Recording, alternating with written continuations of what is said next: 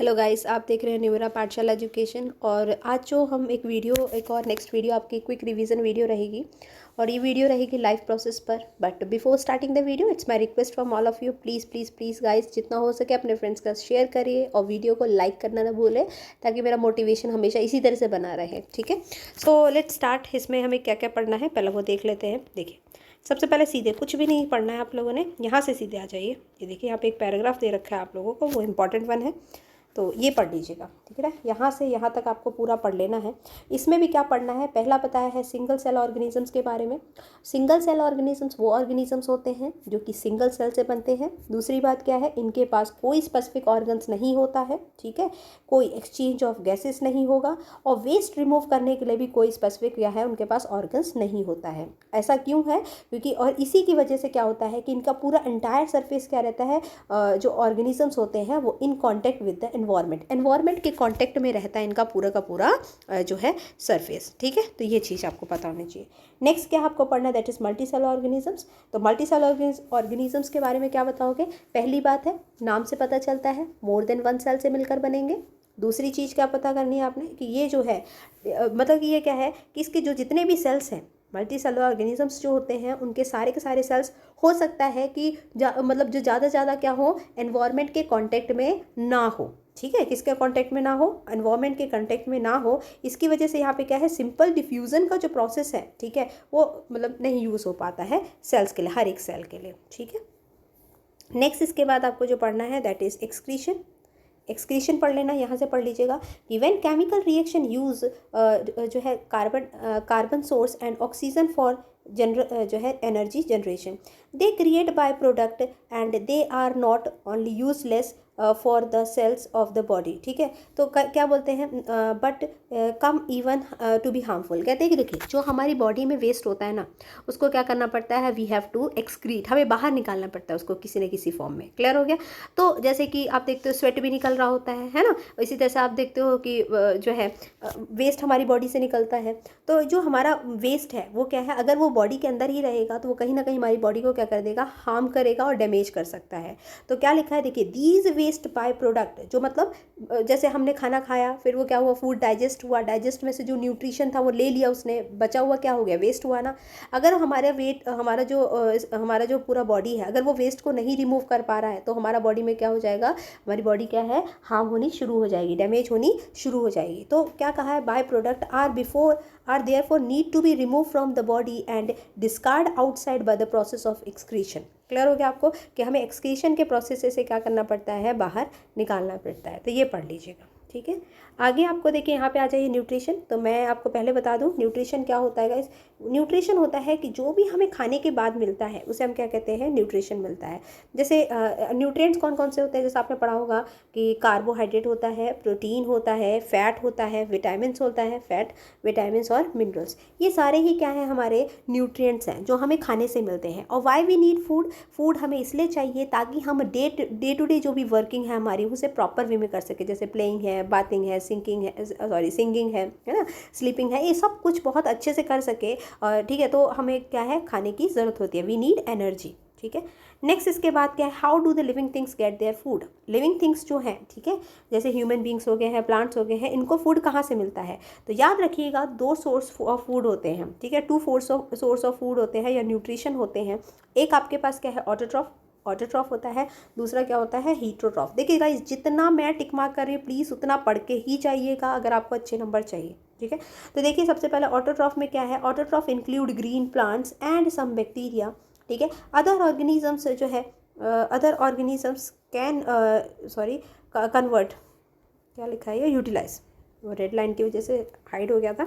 ठीक है, यूटिलाइज क्या है, complex substance, and these complex substance have to be broken down into simplier one before जो है they can be use for upkeep and growth of the body. And to achieve this organisms जो है use biocatalyst called enzymes. तो यहाँ पे ये बहुत ज़रूरी है कि एंजाइम्स क्या होते हैं। मोस्ट ऑफ द टाइम जो है एग्जामिनर ये पूछ लेता है कि जो है एंजाइम्स क्या होते हैं। तो याद रखिएगा, एंजाइम्स जो है बायो कैटलिस्ट होते हैं। क्या होते हैं, बायो कैटलिस्ट। और ये बायो कैटलिस्ट का काम क्या क्या होता है कि वो जो कॉम्प्लेक्स सब्सटेंस है उसको सिंपलियर सब्सटेंस में कन्वर्ट कर देगा। जैसे अगर आप, मैं एग्जांपल दूँ, एक रोटी आप कंज्यूम करना चाहते हो, खाना चाहते हो, तो क्या आप पूरी रोटी खा लोगे? नहीं खा पाओगे, है ना। उसको क्या करोगे, पहले उसके छोटे छोटे टुकड़े लोगे और उसको अपने पहले क्या है जो माउथ में लेके जाओगे, फिर वो च्विंग करोगे, आफ्टर दैट वो क्या होगा, आपके स्टमक में जाएगा। पूरी रोटी तो नहीं निगल सकते हो ना, ठीक है। तो इसी तरह से क्या है कि हम क्या कर रहे हैं, आप ये समझिए पूरी रोटी आपकी कॉम्प्लेक्स सब्सटेंस है, और जब हम छोटे छोटे टुकड़ों में इसको बांट देते हैं तो वो क्या हो रहा है, सिंपलियर सब्सटेंस में कन्वर्ट हो रहा है। क्लियर हो गया। तो ये है। इसके बाद इसमें जो आपको पढ़ना है दैट इज़ जो है हीटरोट्रॉफ पढ़ लीजिए। हीटरोट्रॉफ क्या है, जो है सर्वाइवल डिपेंड डायरेक्टली और indirectly on autotroph. Heterotroph organisms include animals and fungi. तो यहाँ पे क्या बताया हुआ है कि हीटरोट्रॉफ कौन से होते हैं, जो डायरेक्टली और इनडायरेक्टली किस पर डिपेंड करते हैं, ऑटोट्रॉफ पे डिपेंड करते हैं। What are autotroph? Autotroph are जो which make their own food, जो अपना खाना खुद बनाते हैं। क्लियर हो गया, बाय यूजिंग द सनलाइट और कार्बन डाइऑक्साइड एंड वाटर। ठीक है, तो ये चीज़। नेक्स्ट पर आते हैं दैट इज़ ऑटोट्रॉफ। तो मैंने आपको ऑटोट्रॉफ के बारे में बता दिया है, थोड़ा सा आप इसको पढ़ लीजिएगा।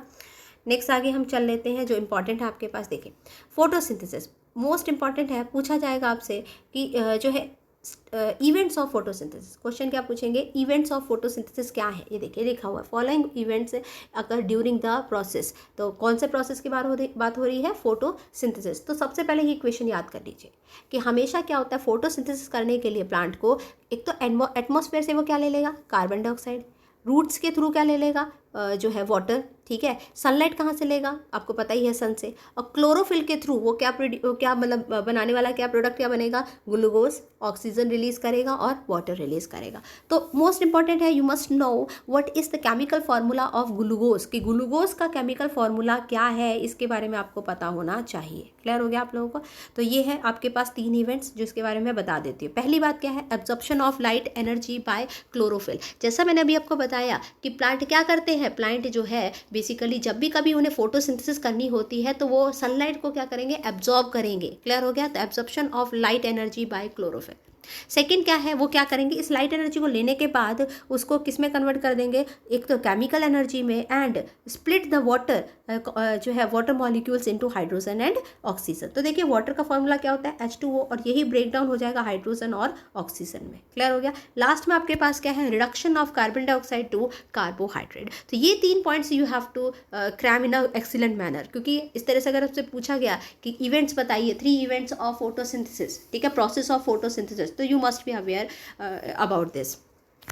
नेक्स्ट आपको क्या पता होना चाहिए कि व्हाट इज या let's wait for a minute, एक स्क्रीन।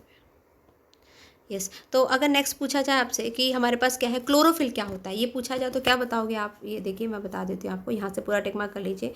ये जो है देखो, green dots are cell organelles called chloroplast which contain chlorophyll. समझ में आ गया आपको कि क्लोरोप्लास्ट क्या होता है, तो आपको पता चल गया होगा। जो भी ग्रीन डॉट्स होते हैं, ठीक है, ग्रीन डॉट्स होते हैं, उनको हम क्या कहते हैं, जो ग्रीन डॉट्स होते हैं बेसिकली वो सेल ऑर्गेनेलीज होते हैं और उनको हम क्लोरोप्लास्ट कहते हैं।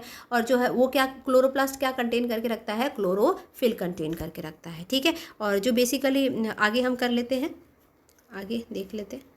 आगे हमारे पास यहाँ पे है, यहाँ पर आपको क्या पढ़ना है, देखिए इस पेज पर आपको पढ़ना है पहला तो स्टोमेटा क्या होता है।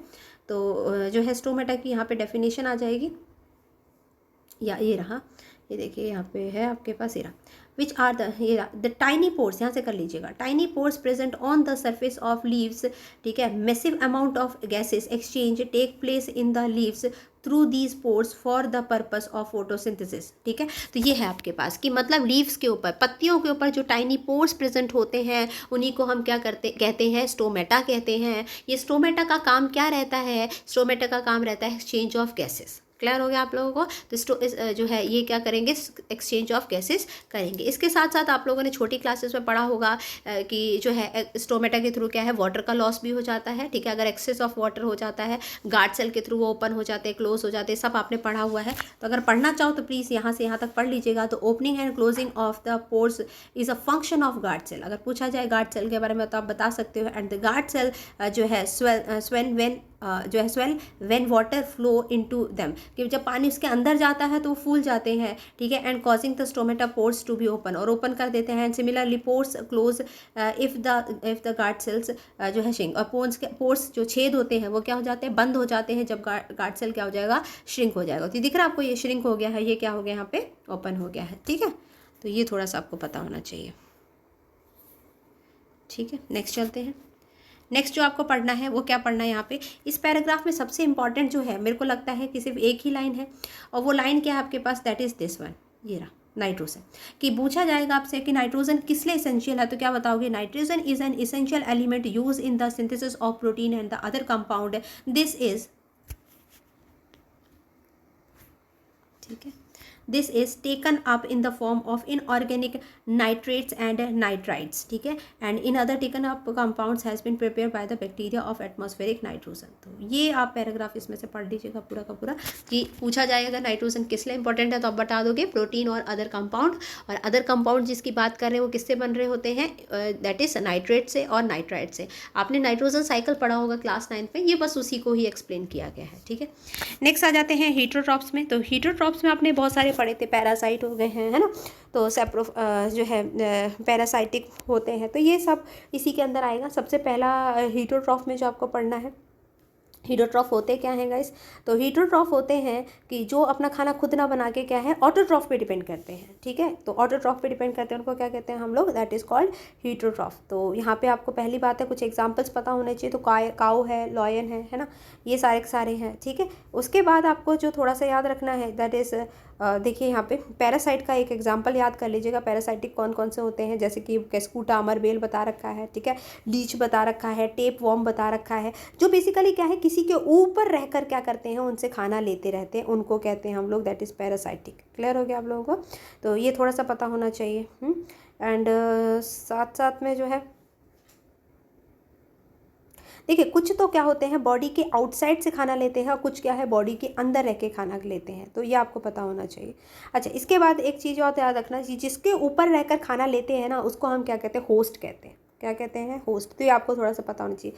जस्ट टेक एन एग्जांपल कि आपके पास ट्री है, और ट्री के ऊपर क्या है, अमरबेल चढ़ी हुई है, ठीक है, कैस्कूटा जो बता रहे हैं, और ये क्या कर रही है, तो ये ट्री को क्या कहेंगे, हम इसे होस्ट कहेंगे, क्योंकि इसके ऊपर रहकर ये क्या है, न्यूट्रिशन और फूड अपना ले रही है। ठीक है, तो ये पता होना चाहिए।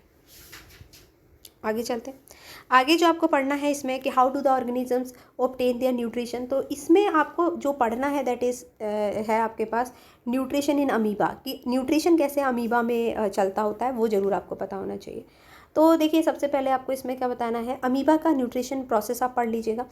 मैं आपको बता देती हूँ कहाँ से कहाँ तक पढ़ना है। ये देखिए, ये दिख रहा है आपको अमीबा, तो ये आपके पास है अमीबा जो है take in food using the temporary finger like extension of the cells जो है सरफेस विच जो है fuse over the food particles and forming a food vacuoles. Inside the food vacuoles the complex substance are broken down into the simpler one which are diffused into the cytoplasm, and the remaining undigested materials is moved to the surface of the cells and throw out। ये पूरा का पूरा please please please इसे पढ़ लीजिएगा, इस paragraph में से बहुत इंपॉर्टेंट है।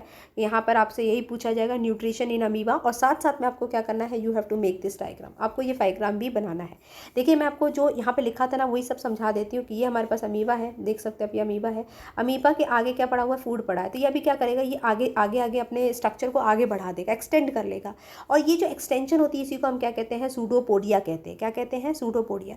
जब ये एक बार खाने को अपने अंदर ले लेगा तो यहाँ पे क्या होंगे, फूड वैक्यूल्स होंगे, ठीक है, और फूड पार्टिकल्स होंगे, वो इसे क्या करेंगे, फूड को डाइजेस्ट कर देंगे, और डाइजेस्ट करने के बाद जो अनडाइजेस्टेड फूड होगा उसको क्या कर दिया जाएगा, एनवायरनमेंट में एक्सक्रीट कर दिया जाएगा, क्योंकि ये सिंगल सेल ऑर्गेनिज्म है। और आपको अभी बताया था कि सिंगल सेल ऑर्गेनिजम्स के हर एक सेल का मतलब जो सेल होता है वो क्या एनवायरनमेंट के डायरेक्ट कॉन्टेक्ट में होता है, और इसीलिए क्या कहते हैं, इनको ऑर्गन्स की या टिश्यू की कोई ज़रूरत नहीं होती है। क्लियर हो गया आप लोगों को, तो ये पढ़ लीजिएगा। नेक्स्ट आ जाते हैं न्यूट्रिशन इन ह्यूमन बीइंग, बहुत इंपॉर्टेंट है गाइस, इसको आप पढ़ोगे, इसमें से जो मैं इंपॉर्टेंट बताऊँ वो पता होना चाहिए। पहले ही जो आपको पता होना चाहिए दैट इज़ कि यहाँ पे एलिमेंट्री कैनाल नाम आया है, is basically a long tube extending from mouth to anus. तो पूछा जाए कि एलिमेंट्री कैनाल, या पूछा जाए कि उसको क्या कहते हैं जो कि माउथ से एनस तक एक्सटेंडेड रहती है, तो उसे क्या कहेंगे, that is called alimentary canal. Clear हो गया, तो ये इसमें से सिर्फ इतना पढ़ना है। आगे चलते हैं। आगे जो इसमें है आपके पास, तो इसमें आपको पता होना चाहिए एक तो कि जो है हमारे पास माउथ का क्या वर्क रहता है, तो वो पता होना चाहिए। इसमें तो आप देखिए सारा का सारा इसको पढ़ लीजिएगा जितना भी इंपॉर्टेंट है। देखिए, we eat various type of food, तो ये छोड़ दीजिएगा, इसको नहीं कुछ भी पढ़ना आप लोगों ने। जो है फूड आर प्रोसेस ऑफ जो है genetic generate particles which are smaller and same texture. This is achieved by the crushing of the food. अब ये भी छोड़ दीजिएगा कि teeth का फंक्शन अगर पूछा जाए तो आपको पता ही है कि बेसिकली वो फूड को क्या करेगा, क्रश करेगा, ठीक है, मतलब तोड़ेगा, ठीक है। तो यहाँ पे ये इंपॉर्टेंट है, देखिए जो है सलाइवरी ग्लैंड। सलाइवरी ग्लैंड क्या होता है, देखिए बोला हुआ है यहाँ पे कि जब भी हम खाने को देखते हैं तो आप देखते हो कि कोई अच्छा सा, जैसे समोसे हो गए हैं या सैंडविच हो गया है, कुछ ऐसा चीज़ देखते हैं तो हमारे मुंह में क्या आ जाता है, पानी आ जाता है, ठीक है। तो this is actually not only water, ये सिर्फ अकेला पानी नहीं होता बट अ फ्लूइड, बट क्या होता है, फ्लूइड होता है। उस फ्लूइड को क्या कहते हैं, दैट इज़ सलाइवा। और ये सलाइवा पूछा जाए किसके द्वारा से सीक्रेट किया जाता है, रिलीज किया जाता है, दैट इज सलाइवरी ग्लैंड। तो क्लियर हो गया आपको। अगर फंक्शन पूछा जाए what is function of salivary gland तो क्या बताओगे, इट रिलीज अ फ्लूइड जिसको हम क्या कहते हैं, दैट इज कॉल्ड सलाइवा। तो ये याद रख लेना है, ठीक है। अनदर जो है आस्पेक्ट ऑफ द फूड जो है we digest in this complex nature, it is to be absorbed the alimentary canal and it has been broken down into simpler molecules. This is done with the help of the biocatalyst called enzymes. अभी मैंने आपको बताया था कि जो भी खाना होता है हम उसमें क्या करते हैं, कॉम्प्लेक्स सब्सटेंस को सिंपलर सब्सटेंस में कन्वर्ट करते हैं। और कॉम्प्लेक्स सब्सटेंस को सिंपलर सब्सटेंस में कन्वर्ट करने का काम किसका होता है, बायोकैटलिस्ट। और उन बायोकैटलिस्ट को हम क्या कहते हैं, दैट इज कॉल्ड एंजाइम्स कहते हैं, ठीक है। इसके बाद ये लाइन बहुत इंपॉर्टेंट है, सलाइवा जो है, सलाइवा कंटेन एन एंजाइम्स जिसे हम क्या कहते हैं, सलाइवरी एमाइलेज। तो प्लीज़ इसे अच्छे से याद रखिएगा कि सलाइवा एक एंजाइम कंटेन करता है जिसे क्या कहते हैं, सलाइवरी जो है एमाइलेज कहते हैं, ठीक है। जो बेसिकली क्या करेगा, ब्रेक डाउन करेगा स्टार्च को इनटू जो है complex molecules to give simple sugar, ठीक है। आगे चलते हैं।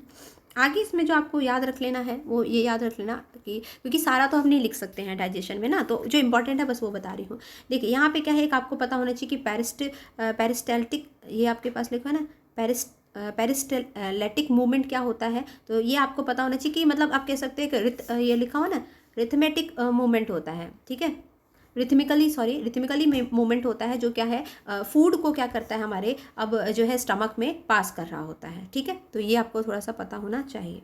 नेक्स्ट आपको जो है देख लेते हैं कि सबसे पहला आपको इंपॉर्टेंट होना चाहिए, ये इंपॉर्टेंट है, देखिए stomach is the large organ which are expand when the food is entered. तो सब अगर पूछा जाए लार्ज ऑर्गन कौन सा होता है तो कौन सा बताओगे, स्टमक। और जो बेसिकली क्या कहते हैं, जब भी कभी खाना उसके अंदर जाता है तो कैसा हो जाता है, स्वेलो हो जाता है, मतलब फूल जाता है, ठीक है। आफ्टर दैट देखिए यहाँ पे क्या है जो आपको याद रखना है, दैट इज़ ये है आपके पास, digestion in the stomach is taken care of the gastric gland. तो डाइजेशन जो स्टमक में है वो किसके द्वारा किया जाता है, गैस्ट्रिक ग्लैंड के द्वारा किया जाता है, present in the wall of the stomach.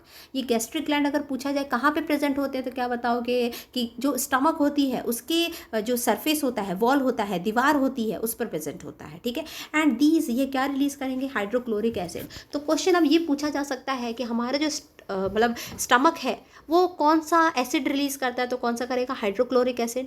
और हाइड्रोक्लोरिक एसिड का रिलीज़ करने का क्या पर्पस रहता है कि कई बार ऐसा हो सकता है कि खाने के साथ हमारे कुछ जम्स चले गए हों, तो ये क्या करेगा, हाइड्रोक्लोरिक एसिड उन जम्स को किल डाउन कर देगा। क्लियर हो गया आप लोगों को, तो ये पता होना चाहिए, ठीक है। और ये कैसा नेचर में होता है, एसिडिक मीडियम में होता है, ठीक है। इसके साथ साथ हमारे पास क्या है, कुछ एंजाइम्स होते हैं जैसे कि पेप्सिन हो गया यहाँ पे, और साथ साथ में याद रखना एक म्यूकस भी होता है। और म्यूकस का काम क्या रहता है स्टमक में, तो बेसिकली म्यूकस जो है एक जैसे स्टमक है ना, स्टमक के ऊपर एक पतली सी लेयर बना देता है ताकि क्या हो जाए कि हाइड्रोक्लोरिक एसिड जो है वो क्या ना कर पाए, स्टमक को हार्म ना कर पाए। क्लियर हो गया, तो ये चीज़ आपको याद रखनी है। नेक्स्ट आ जाते हैं, नेक्स्ट आपके पास क्या है, हैव ऑफन हर्ड जो है, ये छोड़ दीजिए आप इसको, जो है एसिडिटी, आपने सुना ही होगा एसिडिटी के।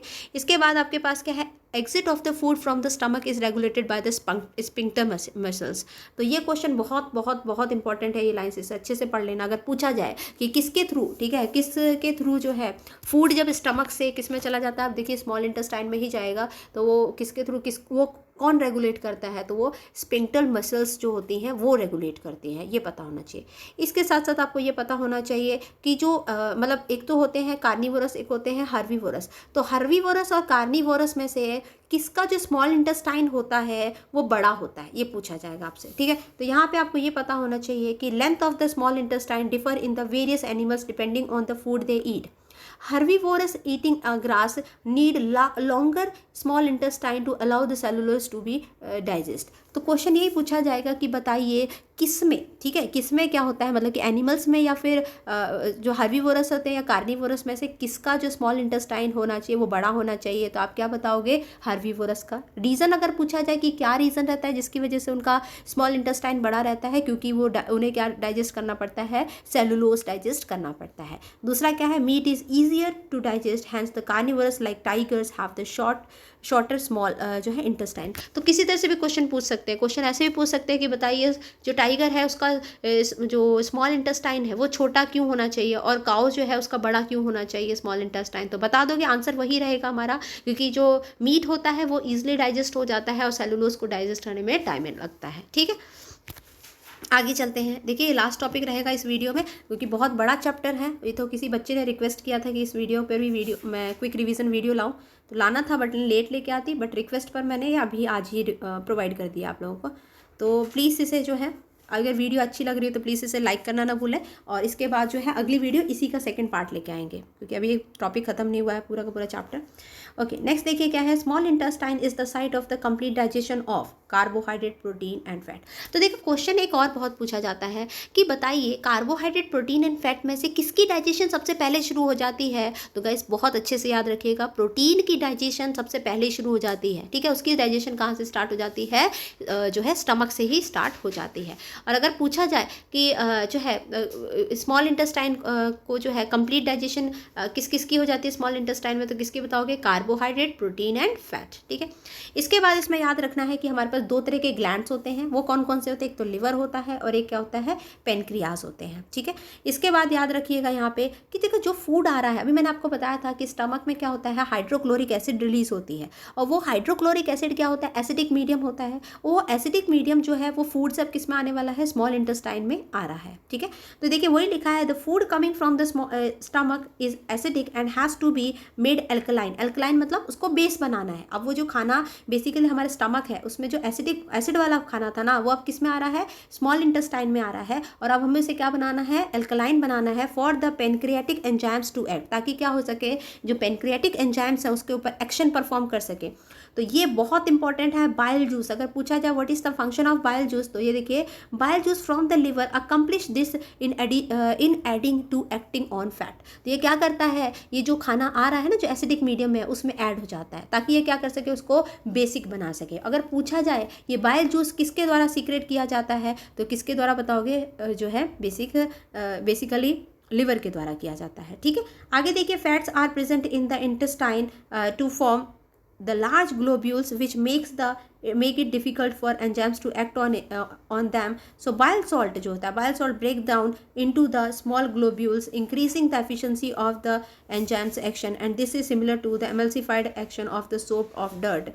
तो यहाँ पे क्या बताया, देखिए बेसिकली होता क्या है, जो फैट होता है ना उसके बड़े बड़े ग्लोब्यूल्स होते हैं। ठीक है, लार्ज ग्लोब्यूल्स होते हैं, दिख रहा है आपको, ये लार्ज ग्लोब्यूल्स होते हैं। और इसको क्या करना पड़ता है, अगर एंजाइम्स इस पर बड़े ग्लोब्यूल्स पर डायरेक्टली अगर एक्ट करेंगे तो बहुत मुश्किल हो जाएगा। तो बाइल सॉल्ट क्या करता है, इन लार्ज ग्लोब्यूल्स को स्मॉल ग्लोब्यूल्स में कन्वर्ट करता है और उसके बाद एंजाइम्स उस पर क्या करते हैं, फंक्शन परफॉर्म करना शुरू कर देते हैं। ठीक है, तो आगे देख लेते हैं, आगे क्या आपके पास है। ठीक है, ये सारा ही इंपॉर्टेंट था इसलिए मैंने आपको प्रॉपर वे में सारा वो समझाया। ओके, इसके बाद कहते हैं, तो पेनक्रियास जो है, सीक्रेट पेनक्रियाटिक जूस। अभी हमने लिवर का पढ़ लिया, लिवर में दो बता दिया, एक तो आपको मैंने क्या है, बाइल सॉल्ट और बाइल जूस के बारे में बताया। बाइल जूस में क्या बताया था, देखिए ये इंपॉर्टेंट टॉपिक है, that's why I am repeating again and again कि बाइल जूस का काम क्या रहेगा, वो जो एसिडिक मीडियम में खाना आया है, फूड आया है स्टमक से स्मॉल इंटेस्टाइन में, उसको बेसिक बनाएगा। और बाइल सॉल्ट क्या करेगा, फैट के जो लार्ज ग्लोब्यूल्स हैं उनको स्मॉल ग्लोब्यूल्स में क्या कर देगा, कन्वर्ट कर देगा। क्लियर हो गया। आगे देखिए, पेनक्रियास है आपके पास, और पेनक्रियास क्या सीक्रेट करेंगे, पेनक्रियाटिक जूस सीक्रेट करेंगे, विच कंटेन, जिसमें क्या होता है, ट्रिप्सिन रहेगा, ट्रिप्सिन फॉर डाइजेस्टिंग प्रोटीन। तो बेसिकली क्या करता है कि पेनक्रियाटिक्स जो है, पेनक्रियास जो है वो सीक्रेट करता है पेनक्रियाटिक जूस, जिसके अंदर क्या रहेगा, एंजाइम्स रहते हैं, कौन से, ट्रिप्सिन। जो ट्रिप्सिन का काम क्या रहेगा, वो किसकी डाइजेशन करेगा, प्रोटीन की एंड लिपेज की। ठीक है, for break down of the emulsified fat. तो अभी आपने बताया था ना मैंने कि जो बाइल सॉल्ट था वो क्या कर रहा था, जो फैट था उसके लार्ज ग्लोब्यूल से उनको स्मॉल ग्लोब्यूल्स में कन्वर्ट किया था, बट अभी कंप्लीटली डाइजेस्ट तो नहीं हुए ना, तो अभी उन पर भी ये क्या करेगा, फंक्शन करेगा। कौन करेगा, ट्रिप्सिन, जिसके अंदर क्या है, प्रोटीन है, और साथ में क्या है, ट्रिप्सिन किस पे कर रहा है, प्रोटीन पे, और लिपेज किस पे वर्क करेगा, दैट इज ऑन फैट पे। ठीक है, आगे देखिए, आगे क्या आपके पास है, देखिए उसने क्या बताया है कि the wall of the small intestine contain the glands which जो है सीक्रेट इंटेस्टाइनल जूस,